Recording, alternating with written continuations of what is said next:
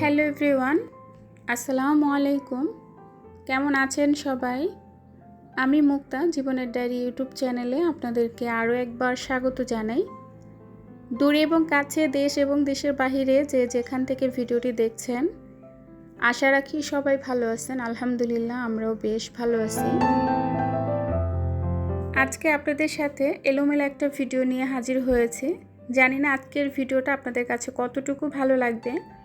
ভাড়া বাসার ছোট্ট বারান্দাটা আমি কিভাবে সাজিয়েছি গাছগুলো দিয়ে এবং জিরো বাজেটে, সেটাই আজকে আপনাদের সাথে শেয়ার করব। সেই সাথে ঘরের টুকিটাকি কাজকর্ম তো আছে। আমার বারান্দাটা একদমই ছোট। গাছ রাখার পর কাপড় শুকাতে খুব বেশি কষ্ট হয়ে যায়। বারান্দাটার তুলনায় গাছের সংখ্যা যেহেতু বেশি, তাই রাখা নিয়ে অনেক বেশি হিমশিম খেতে হয়। চাইলে স্ট্যান্ড কিনেও কিন্তু গাছগুলো রাখা যায়। সেক্ষেত্রে দেখা যায় কি, বারান্দার যে গ্রিলগুলো, ওইখানে তো আমি কাপড় শুকাই, ছোট ছোট কাপড়গুলো শুকাতে দেই। যখন স্ট্যান্ড দিয়ে গাছগুলো রাখবো, তখন কিন্তু সেই গ্রিলে কাপড় শুকাতে দিতে পারবো না।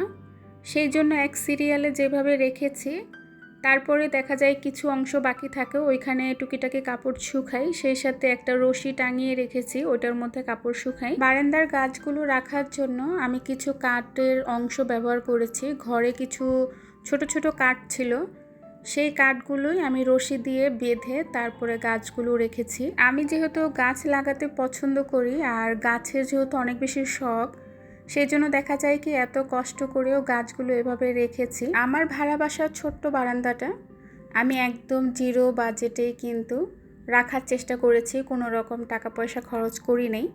বারান্দাটা যদি সুন্দর হতো তাহলে হয়তো বা চিন্তা করতাম কোনো কিছু কিনে তারপর বারান্দাটাকে খুব সুন্দর করে সাজিয়ে রাখতে। কিছু কিছু ভিডিওতে বারান্দা দেখলে এত বেশি ভালো লাগে, মন চায় ওইরকম একটা বারান্দা আমার হতো। একটা ঘরের সবচেয়ে ইম্পর্টেন্ট জায়গা হচ্ছে বারান্দা, এটা আমার কাছে মনে হয়, জানি না কার কাছে কেমন লাগে।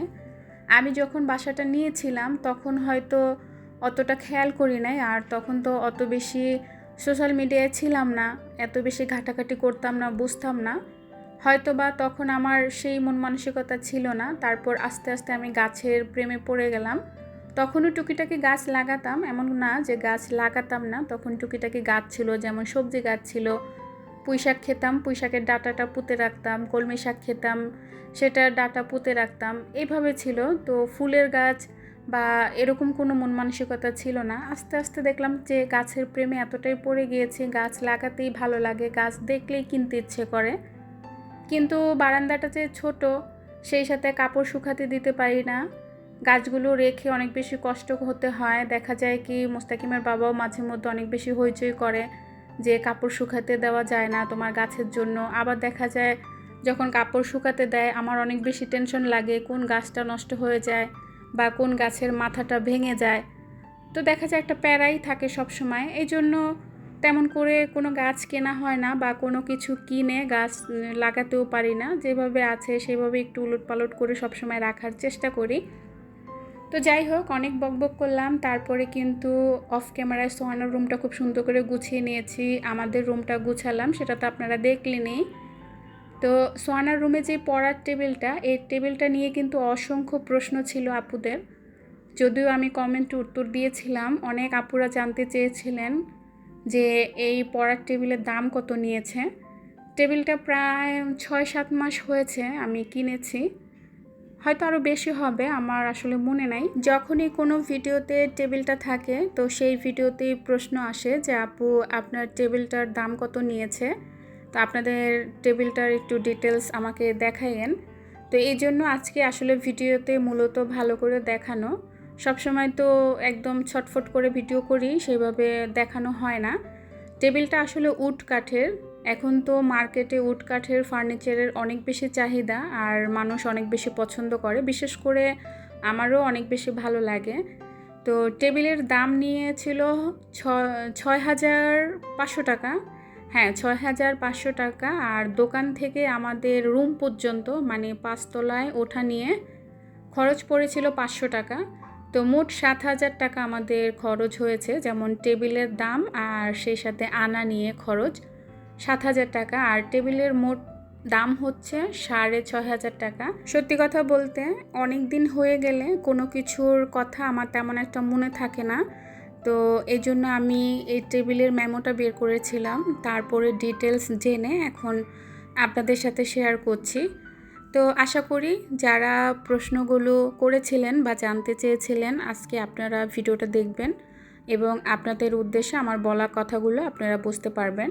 এইদিকে ওয়ার্ড্রোবের যেই তাক আছে এটার মধ্যে তো সোয়ানার ড্রেসগুলো রাখা হয়।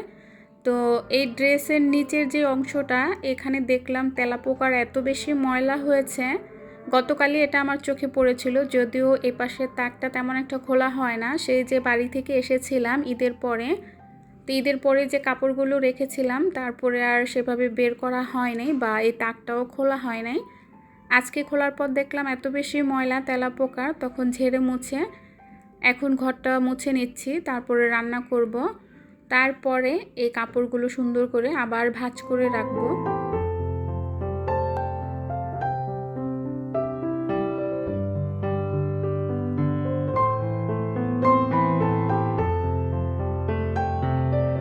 সর্বপ্রথম আমি একজন গৃহিণী এবং একদম ঘরোয়া টাইপের একজন বউ।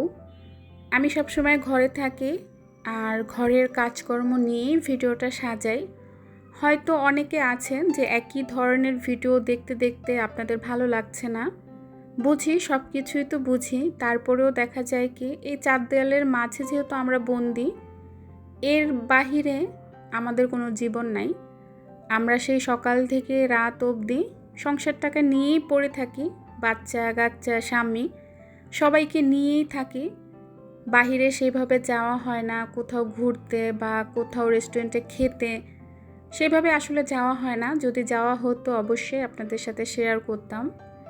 এর মানে এই না যে এই চার দেয়ালের মাঝে আমি অনেক বেশি কষ্টে আছি, খারাপ আছি বা আমার ভালো লাগছে না, আমার বাইরে যেতেই ইচ্ছে করছে। আমি এখানেই ভালো আছি, এই চার দেয়ালের মাঝখানেই আমার ভালো লাগে।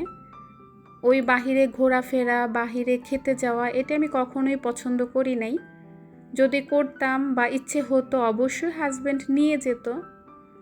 10 দিন বললে একদিন তো নিয়ে যেত, তাই না? তো অনেকে আছেন এই ধরনের ভিডিওগুলো পছন্দ করেন না, বুঝি সব কিছুই। তারপরেও চেষ্টা করি একটু একটু ভালো করার।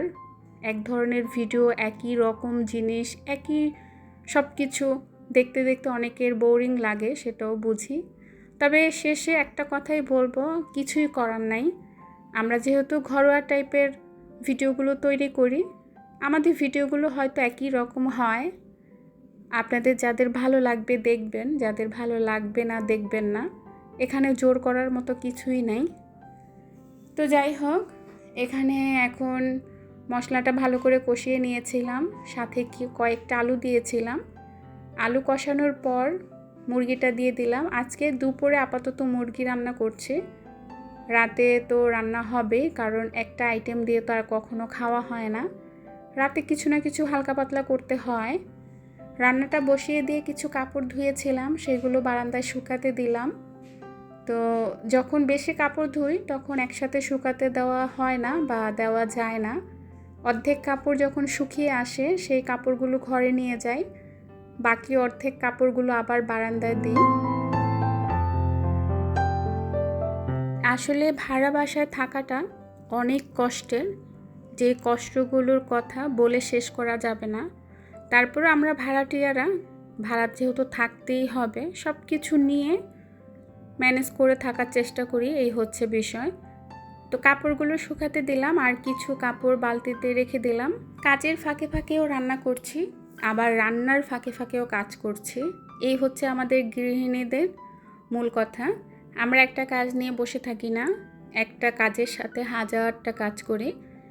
এদিকে কিন্তু মুরগিটা খুব সুন্দর করে কষানো হয়েছে, কয়েকটা রসুন দিলাম, গরু গোস্ত কিংবা মুরগির গোস্ত যেটাই রান্না করি না কেন সেখানে কয়েকটা রসুন দিলে কিন্তু খেতে ভীষণ ভালো লাগে।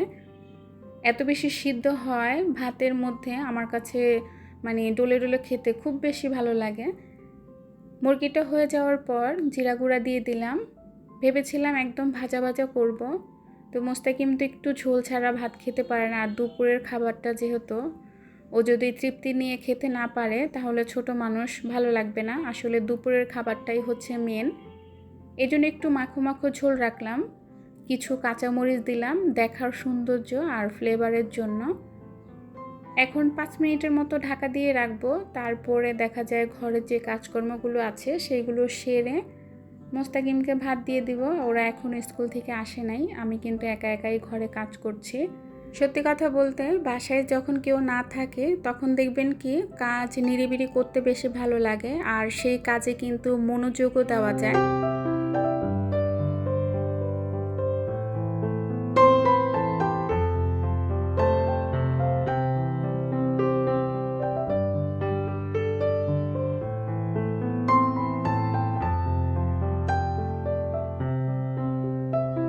দুপুরের পর্ব শেষ করে চলে এসেছিলাম একদম বিকেলবেলা।